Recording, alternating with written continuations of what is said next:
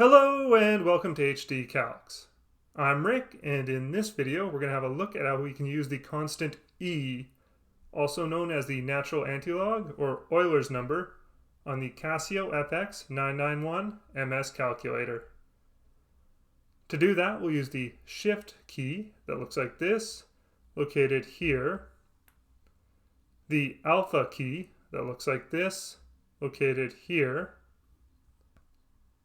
the natural log key with the shift and alpha functions of e that looks like this, located here, the negative key that looks like this, located here, and the bracket keys that look like this, located here. If we just want the value of e by itself, what we can do is press alpha and then the ln key.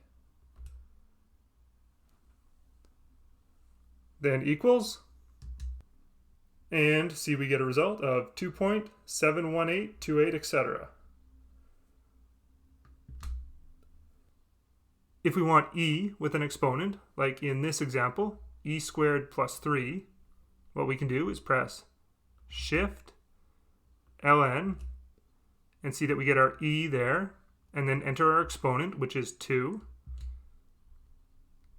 and then the rest of our formula, so plus 3, and press equals, and see we get a result of 10.38905, etc.